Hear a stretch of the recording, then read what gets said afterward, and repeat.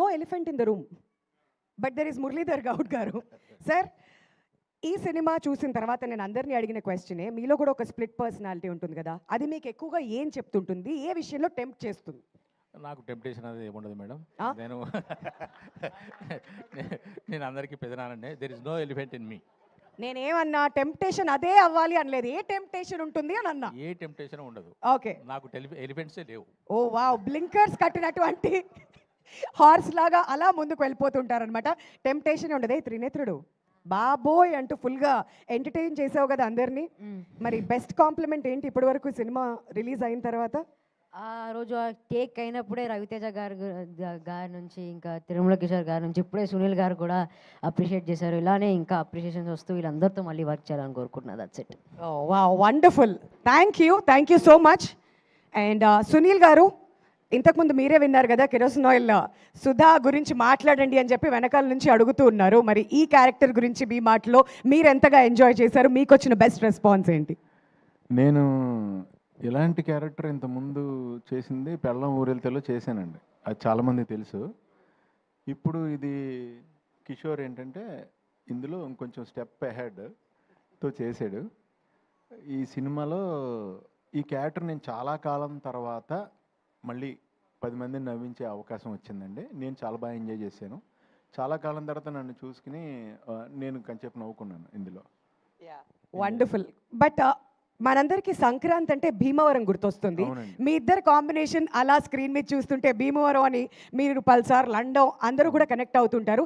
మరి మీ భీమవరం మెమరీస్ గురించి ఏదైనా ఒక మెమరీ మాతో షేర్ చేసుకోవాలనుకుంటున్నారా? ప్రతి సంక్రాంతికి నా చిన్నప్పుడు కోడి పందాలు వేస్తుంటే నాకు పందాల మీద పెద్ద ఇంట్రెస్ట్ ఉండదండి. అక్కడ చికెన్ పకోడీ అమ్మేవారండి పక్కన.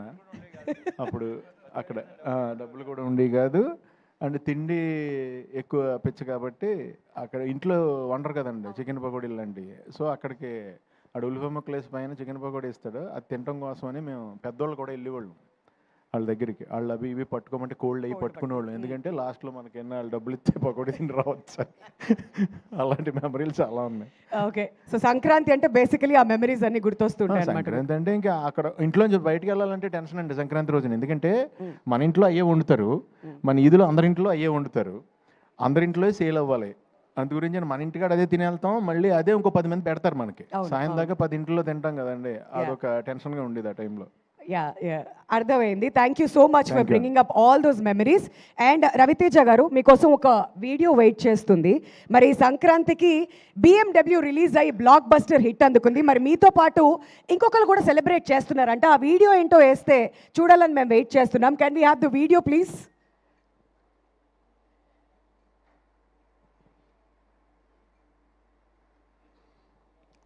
అసలే సోషల్ మీడియా వచ్చిన తర్వాత చాలా మీమ్స్, ట్రెండింగ్ వీడియోస్ చాలా వస్తున్నాయి. మరి ఆ రియాక్షన్ ఏంటో ఒకసారి మనం చూద్దాం. Video please.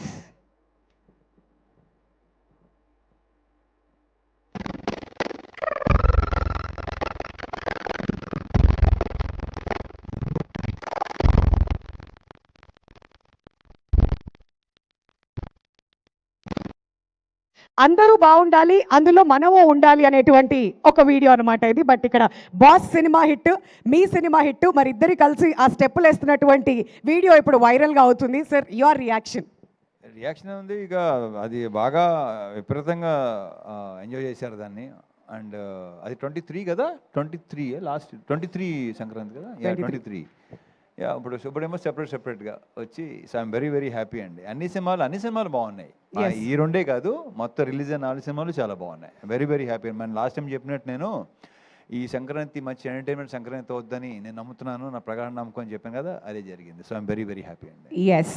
మరి ఇంకొక మీమ్ కూడా ఉంది. మరి మాస్ మహారాజా అని పిలుస్తూ ఉంటాం, కానీ ఈ సినిమా రిలీజ్ అయిన తర్వాత ఏమనుకుంటున్నారు ఆడియన్స్? ఒకసారి ఆ మీమ్ కూడా వేస్తే, అదిగోండి, మాస్ మహారాజా అయ్యుండి క్లాస్ సినిమాతో హిట్ కొట్టావేంటన్నా అంటే కిక్కు కోసం అన్నారంట.